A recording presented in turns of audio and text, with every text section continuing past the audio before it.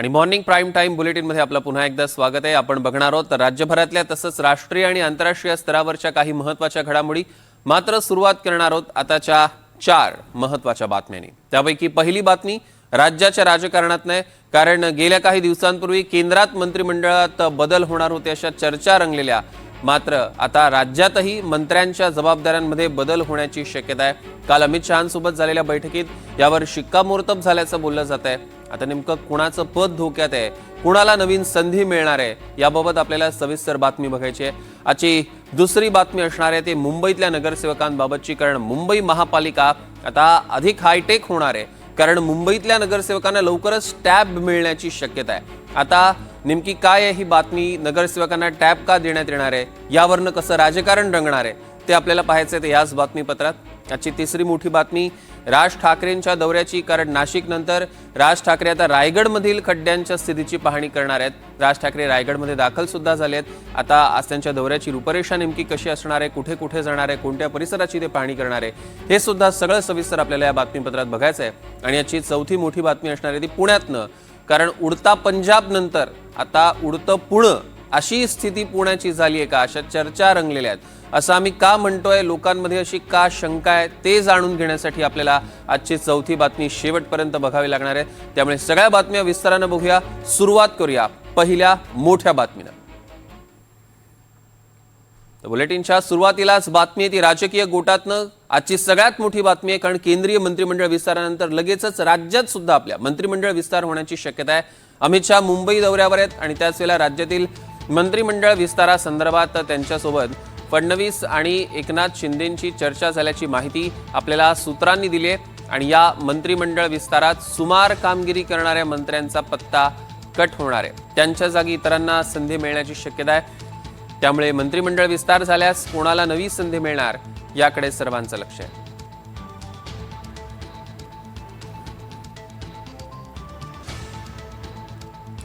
या संदर्भातले अधिकचे अपडेट्स आपल्याला घ्यायचे आहेत। प्राजक्ता पोळ आपल्या प्रतिनिधी आपल्यासोबत थेट जोडले गेलेत। प्राजक्ता, आपण बघतोय राज्याच्या राजकारणात आता नवे बदल होऊ शकतात, काय अधिकची माहिती आपल्याकडे?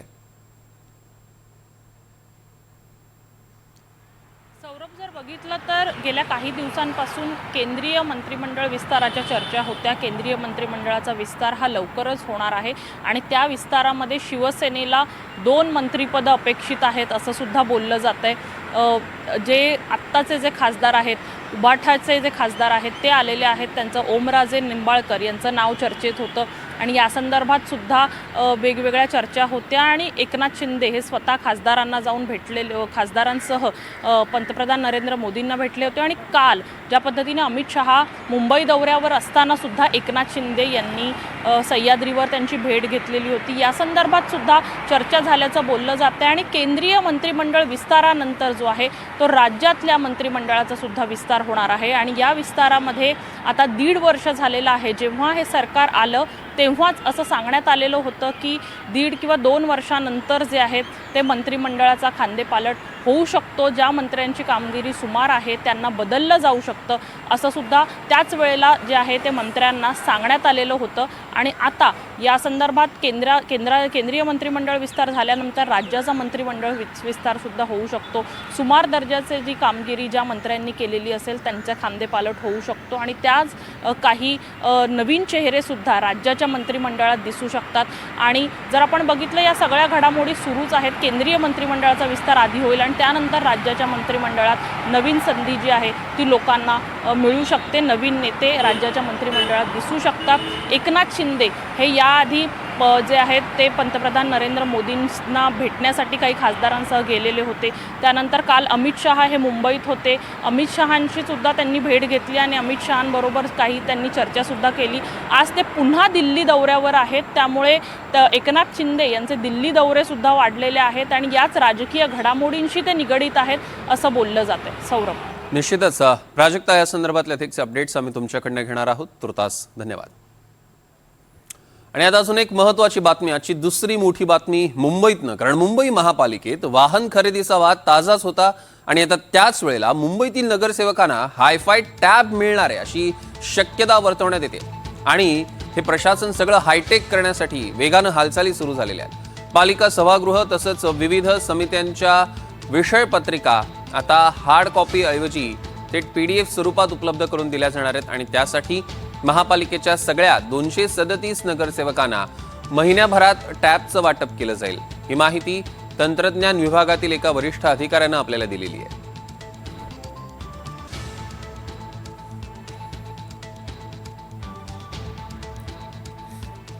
या संदर्भातले अधिकचे अपडेट्स आपण घेऊया। मुंबईहून आपले प्रतिनिधी रिजवान शेख आपल्यासोबत जोडले गेलेत। रिजवान, आपण बघतोय की आता प्रशासन हायटेक व्हायला बघतंय आणि त्यासाठी नगरसेवकांना टॅब मिळणार आहे।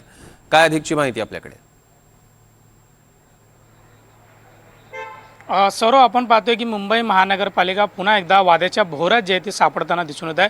खरं तर आपण पाहतोय काही दिवसापूर्वी ज्या पद्धतीने नगरसेवकांची अट पुरवण्यासाठी जी आहे ती महागडी गाडी जी आहे ती मुंबई महानगरपालिकेच्या माध्यमातून खरेदी करण्यात येणार होती आणि ताजा असताना पुन्हा एकदा मुंबई महानगरपालिकेच्या निवडून आलेल्या 237 नगरसेवकांसाठी मुंबई महानगरपालिका हायफाय टॅब जो आहे आणि विशेषतः ॲपलचा टॅब जो आहे तो महानगरपालिका या ठिकाणी खरेदी करणार आहे, अशी माहिती जी आहे ती मुंबई महानगरपालिकेच्या माहिती तंत्रज्ञान विभागाच्या माध्यमातून देण्यात आली आहे।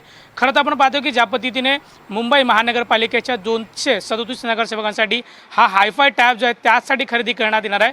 ज्यावेळी महानगरपालिकेच्या नगरसेवक ज्यावेळी आपली बाजू या महानगरपालिकेच्या सभागृहामध्ये मांडत असतात त्यावेळी अनेक वेळा नगरसेवकांना कर्मचाऱ्यांच्या माध्यमातून फाईल जी आहे ती त्यांच्या केबिनमधून मागावी लागली होती, परंतु ज्या पद्धतीने आता हायफाय टॅब दिल्यानंतर कुठेतरी संपूर्ण माहिती जी आहे ती टॅबमध्ये असणार आहे आणि माहिती जी आहे ती तात्काळ मुंबई महानगरपालिकेच्या महापौर आणि आयुक्तांसमोर मांडता येणार।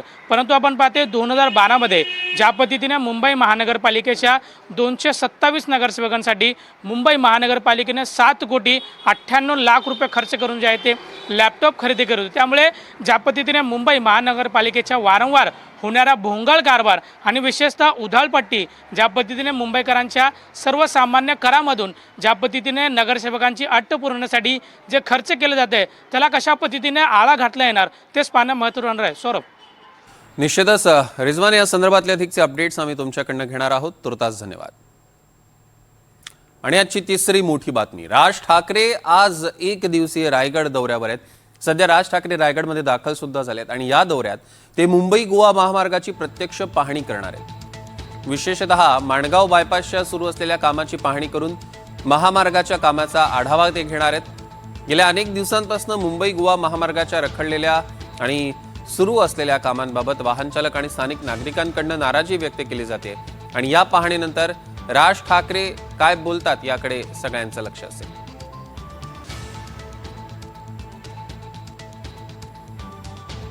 आणि आता एक मोठी बातमी पुण्यात नाही, लोहगाव विमानतळ परिसरातील हाऊस ऑफ पब हुक्का पार्लरवर पोलिसांनी मोठी कारवाई केली आहे। हुक्का पार्लरवरील 58 जणांना तिथे ताब्यात घेतलंय। पुणे गुन्हे शाखेचे पोलीस उपायुक्त मोहर हसन, 4 पोलीस अधिकारी आणि 50 पोलीस कर्मचारी पथकांकडून ही कारवाई करण्यात आली। बनावट दारू, अंमली पदार्थ, बंदी असलेला हुक्का जप्त करण्यात आलाय। पुढील कार्यवाही पुणे गुन्हे शाखेकडून केली जाते।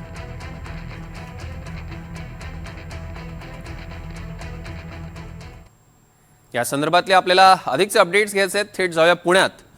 यशपाल सोनकांबळे आपले प्रतिनिधी आपल्यासोबत आहेत। यशपाल, काय अधिकची माहिती आपल्याकडे? सौरभ, अतिशय चिंताजनक अशी गोष्ट आहे, कारण की पुण्याच्या शहर आणि उपनगरामध्ये पबची संख्या दिवसेंदिवस वाढत आहे आणि या पबमध्ये जाणाऱ्या अल्पवयीन मुलांची संख्या देखील वाढत आहे। आणि काल मध्यरात्री लोहगावचं जे विमानतळ आहे त्याच्यासमोर एक एरो मॉल म्हणून भाग आहे, त्याच्या हाऊस ऑफ पब्स नावाच्या फ्लोअरवर अनेक पब्स आणि हुक्का पार्लर आहेत। या ठिकाणी मध्यरात्री उशिरा गोहर हसन यांच्या नेतृत्वाखाली जवळपास 60 पोलिसांचं पथक त्या ठिकाणी छापेमारी केली। या हाऊस ऑफ पब्स नावाचं जे पब आहे त्या ठिकाणी बंदी असलेले हुक्का फ्लेवर्स होते, अंमली पदार्थाचं सेवन केलं जात असल्याच्या तक्रारी आल्या होत्या, तसेच बनावट दारू देखील या ठिकाणी अल्पवयीन मुलांना सर्व केली जात असल्याची तक्रार होती।